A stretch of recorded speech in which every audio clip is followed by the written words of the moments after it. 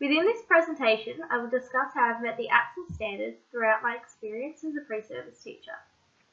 I have gained so much knowledge and experience over the time of this course, and it has significantly improved my ability as a teacher.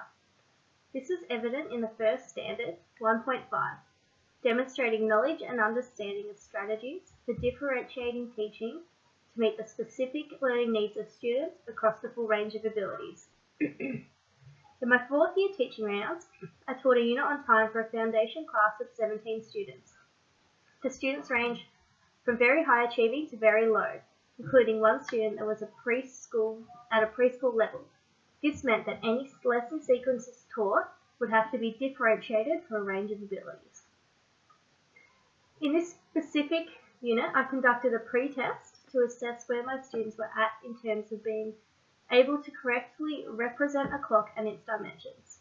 I was then able to understand where each individual student needed to go and how I would challenge each child at their own level. The students didn't end up understanding as much as I had expected them to know, and I had already planned the week's lesson. So this meant that I would have to modify my lesson plans to allow for differentiated activities for the students. I was able to create specific learning groups and have the students complete selected activities where there were three groups and each one was working towards a separate goal. Group 1 was working towards telling the time to the o'clock and relating this to daily routines. Group 2 were on the floor and I conducted a teaching group going over o'clock times using a lot of hands-on manipulatives such as human clock and other clock manipulatives. The third group were again looking at clock dimensions and using cut and paste worksheets to help understand numbers, number order and spacing on the clock. At the end of the sequence, I conducted a post-test to show the outcomes from the unit. This was the same as the pre-test, where the students had to draw a clock and write an o'clock time. By the end of the sequence, 15 out of 17 students had significantly improved from the pre-test to the post-test, with 7 of these students gaining a full understanding of the topic. Although not all students were able to work at the same level, they were still able to significantly improve their knowledge of time, and all students had improved when looking at their pre and post tests. As a pre-service teacher, this was one of the most influential units I have taught. It helped me realise how differentiating a lesson can impact on student learning and how all students were able to succeed, even though they were not working at the same levels.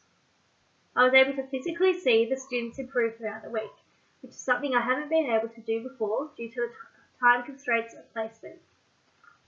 This lesson relates to many aspects of my teaching philosophy, including student enjoyment, as I believe that when students enjoy learning, they will gain a greater understanding of the concepts they are being taught.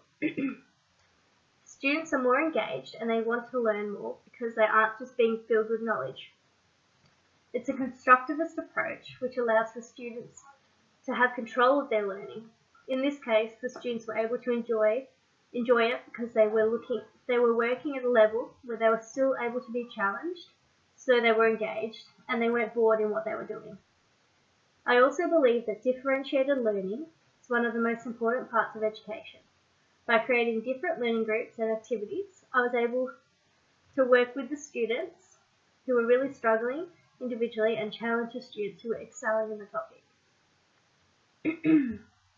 Through the use of pre and post testing, I was able to use assessment for learning as it allowed me to make judgments of the students' work and progress, and I could gain a broader range of understandings of my students' knowledge and the concepts throughout the lesson sequence. Harlan discusses the importance of assessment being used to enable and motivate students to show what they can do. This was evident in my practice when I was able to show the students firsthand their pre and post tests of the clocks and compare them against themselves. This was good to see, and the students were able to realise that even if they might have known it, they had learnt something new, and they were able to see that firsthand. The second standard that I'm going to look at is 3.4, and demonstrate knowledge of a range of resources, including ICT, that engage students in their learning.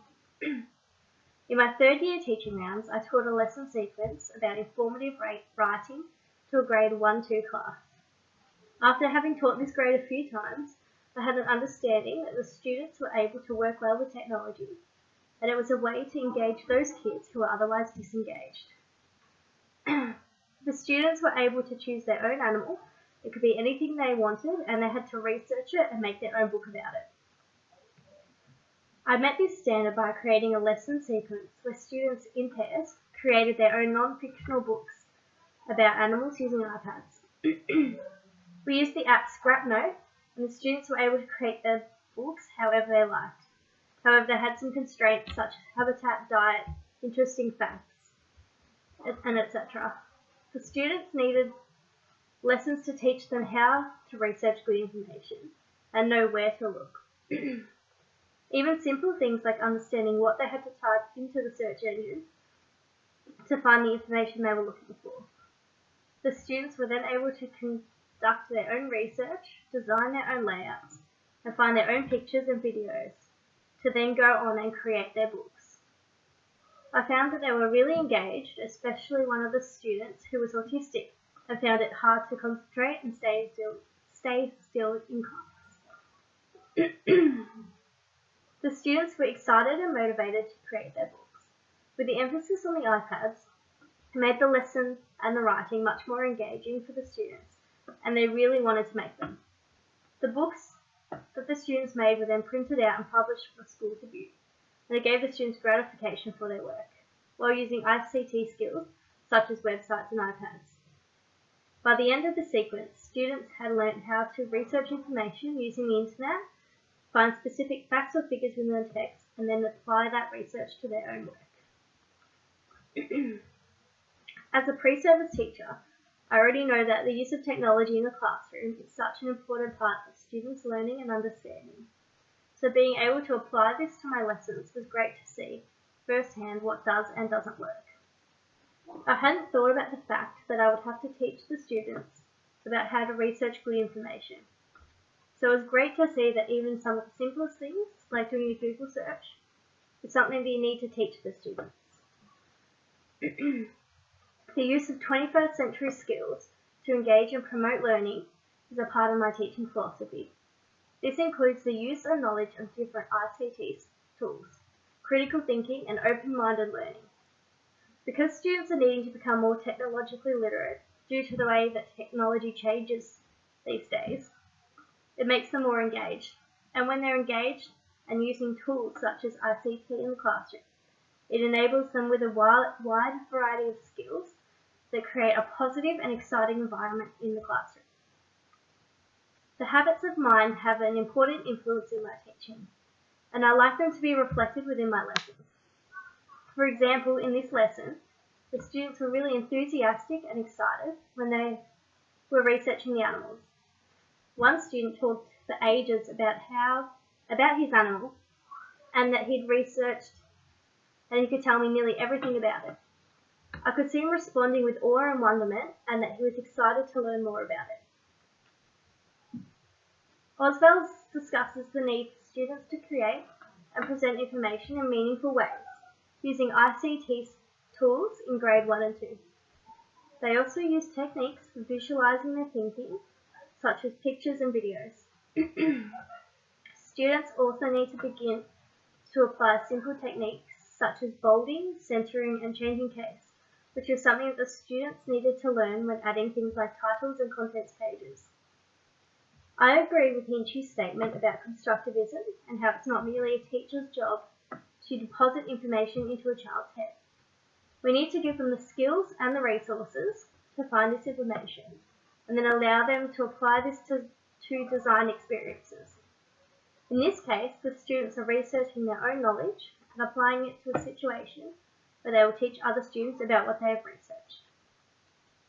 Gock's research on using technology in classrooms found that the use of technology can increase student learning in classroom, as well as increase student attendance and motivation to participate in class. These results show high impacts that technology can have for student learning within the classroom. The third standard that I'll look at is demonstrate understanding of assessment moderation and its application to support consistent and comparable judgments. During my 4th year round, the teachers were in the middle of writing reports, and this meant that Prep and Grade 1 teachers and I had to get together and look at the different writing samples from students. All of the students across the Prep 1 cohort read the same piece of writing, which was a letter to a teacher. After the students had written, the teachers and myself got together and moderated all of the samples. We had to place them within the achievement standards. It was great to see teachers moderating students' work in a teaching environment and gave me a better idea of how it works, and it was great to be a part of the conversation. I believe that all students have the right to fair and consistent assessment throughout their schooling, and this is why I believe that moderating within the school is such an important part of this. It allows for reliable data and coherency across the school, so that all students' work and assignments are marked consistently across the board. This enforces that no teacher bias is reflected within the students' results and allows for a fair classroom environment, especially when teachers can tend to unintentionally group students because of prior knowledge and class behaviour. The Victorian Curriculum and Assessment Authority emphasises the importance of moderation and how it can ensure comparability and allow for teachers who may have different understandings of what a child at level 1.5 might demonstrate. This is an especially important strategy for graduate teachers such as myself to help understand the standards and what is expected from students at these standards.